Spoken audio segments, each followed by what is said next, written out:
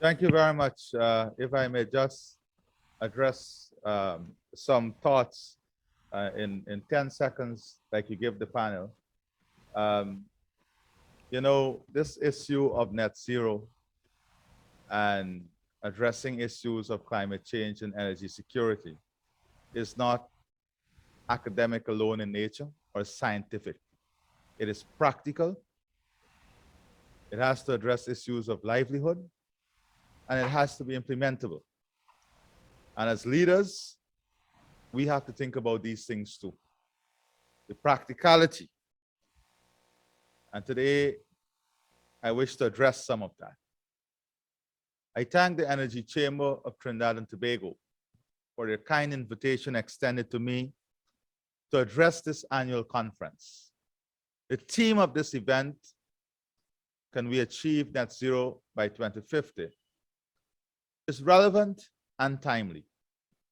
We should not be asking ourselves whether we can achieve net zero by 2050, but whether we can afford not to.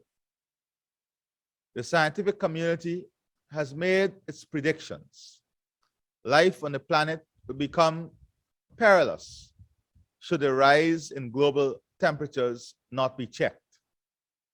The target of net zero by 2050 is therefore imperative for the survival of the planet. As all global leaders agree, the big question is, how can this be achieved? Is the capital available? Is investment available? Is the technology available? Are the costs affordable? Beyond the pledges, are commitments being kept?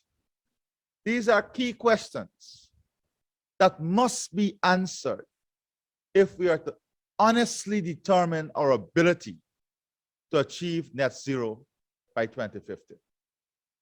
Net zero cannot be an abstract, or it cannot be in abstract of food security, good social services, economic growth, and national prosperity. Are we ready to address developmental gaps, global inequality and disparities, uneven trade relations? Because all of these impact countries' ability to achieve net zero. Let us take a few seconds to examine our readiness, as the recent pandemic tested our resolve in the face of death and economic destruction. Here is an example of the results so far. 62.1% of the global population is now vaccinated with at least one dose. But guess what? Only 9.5% of people in low-income countries have received at least one dose. The question is why? And the answer, you all know it. So whilst these very countries must invest to achieve this global target, they must also survive and meet their immediate needs. And this recent test of global resolve did not give much hope.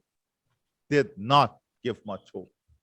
As even in the face of death and dependence on each other, we saw vaccine diplomacy, disparity, and inequality. So here are some questions. Is our forest resource valued more standing or dead? And if we agree, it is not only worth more, but essential in achieving the net zero target, is the world willing to pay the value of keeping it alive? Our blue economy, how important is it to achieving this target? And if we all agree, how willing are we to monetize its value? We can continue with many examples in ecosystems, biodiversity, and environmental services that are all critical in alternative revenue streams, key to achieving net zero. The question is the same. Is the market ready to pay? After all, survival requires resources. And if we value the survival of the planet, we must value the importance of these services and incentivize the world to safeguard these in achieving net zero. Small states, including small island developing states and low-lying coastal states, are the least contributors to rising temperatures. Yet, they face the brunt of the adverse effects of climate change, including rising sea levels, floods, drought, and extreme weather events, such as hurricanes and other natural hazards. These exact a huge toll on economies of cities and place pressures on thin financial resources for deployment for the purpose of climate adaptation and mitigation. Your own country, Trinidad and Tobago, has not been immune from the effects of climate change. I recently read a commentary in the online edition of your local newspapers. It suggested that Trinidad and Tobago is already being subjected to the negative effects of climate change, including erosion of beaches, harm to fishing landing sites, drier soils, low crop yields, loss of coral cover, and depletion of biodiversity. As much as small island developing and low-lying coastal states are not major contributors to climate change, the threats posed by climate change to their people's livelihood are of serious concern. In this context, net zero by 2050 and how we get there is now an utmost development priority. Last November, I addressed a high-level discussion of the Climate Vulnerable Forum. I urged the importance of an integrated approach to the question of environmental sustainability. I noted then that, and I quote, whatever plan we come up with at the national, regional, and international levels must be comprehensive in its outlook. We cannot only look at climate change in isolation of food security, or debt security, or national prosperity.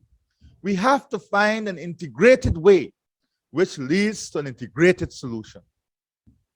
Environmental sustainability cannot be divorced, distant, or distinct from issues such as economic growth, food security, or energy security. Failure to address the global environmental crisis question in tandem with other developmental challenges will be a recipe for setbacks. Energy is essential to human existence and human development. It is vital to economic growth.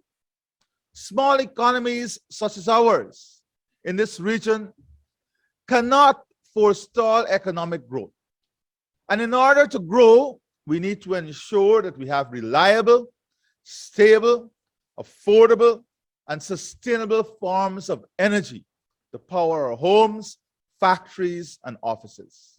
We must be mindful, however, that electricity generation and heating accounts for more than 25% of global greenhouse gas emissions. As such, action to reduce greenhouse gas emissions in a generation of electricity remains a focal point for meeting the goal of net zero by 2050. Energy security there remains a key focus in ensuring global environmental sustainability.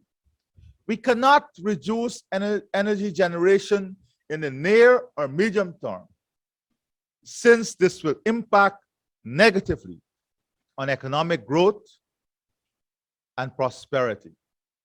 We therefore have to ensure energy security by diversifying our generation more towards cleaner sources of energy. Guyana is on such a path. This approach is consistent with our commitment to environmental sustainability. Despite being a net carbon sink, Guyana has committed to playing its part in reducing its greenhouse gas emissions.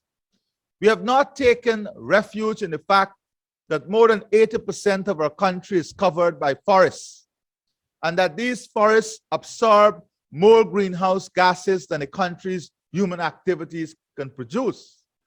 We have not taken refuge in the fact that these forests provide the world with important environmental and ecological services.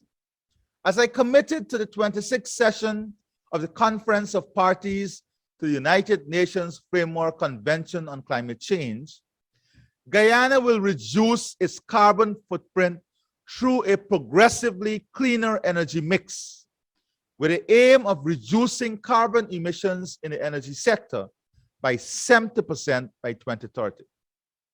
The cleaner energy mix involves the use of natural gas as a transition fuel.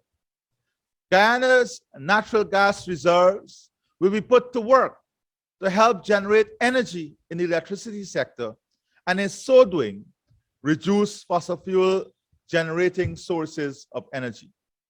We have begun the process of developing two major sources of cleaner energy, which will add an additional 400 megawatts to our national grid. We are building a 165 megawatts hydroelectric plant at Amelia's Falls. This will provide a cheaper, renewable source of energy for sale to the national grid. We're also developing a 250 megawatt plant to generate energy from associated natural gas, which will be piped onshore. This natural gas facility will be linked to the establishment of an industrial park and the creation of liquefied petroleum gas plant to fulfill both local demand and for export. Guyana is also developing solar power through mini-grids and off-grid systems to power remote communities using solar energy. Solar farms are also being planned and established to ensure greater access and reliability of electricity. Guyana is also committed to the wider goal of energy security for the countries of the northern cone of South America, Brazil, Suriname, and French Guyana. Just last Thursday, I met with the president of Brazil and Suriname, and we agreed in a memorandum of understanding to explore the development of an energy corridor linking our respective states. There are many benefits to this groundbreaking initiative aimed at integrating our energy systems. It will promote energy security, assuring the availability of energy to meet present and future demand. Such integration will be a boost to the confidence of foreign investors who desire guarantees of stable, reliable, and affordable energy. The initiative has the potential to ensure an optimal power generation and greater use of our natural resources while reducing environmental impacts. Energy security, therefore, remains central to our plans for net zero by 2050. However, environmental sustainability is not founded solely on energy security. Aligned to our thrust towards cleaner energy will be greater emphasis on creating an onshore low-carbon economy, which will further cut local emissions. Guyana was among the first regional economies to develop a low-carbon development strategy. We signed a groundbreaking agreement with the Kingdom of Norway. The agreement provided a model of how a country can sustainably manage its forests and secure payments in return. Presently, we are in the process of revising this strategy. It is being expanded to include the provision of environmental services, the protection of our biodiversity and water resources, the development of our marine economy, and the promotion of climate resilience. The low-carbon development strategy will allow us to further decarbonize onshore economic activities, thereby further reducing carbon emissions. Guyana is pursuing environmental sustainability through energy security and implementation of its low-carbon development strategy. Energy security through greater use of renewables will help reduce our carbon footprints. The country's low-carbon development strategy will ensure greater protection for the environment. We can show how net zero by 2050 is possible while guaranteeing prosperity. Guyana will remain a strong advocate for greater international cooperation to reverse the adverse effects of climate change. And it will lead through not only its advocacy, but through its example. Net zero by 2050 is possible only if the global system rectifies its inherent disparities and unevenness. Once we do this, it becomes not only possible, but doable. I thank you, God bless you, and continue to be safe.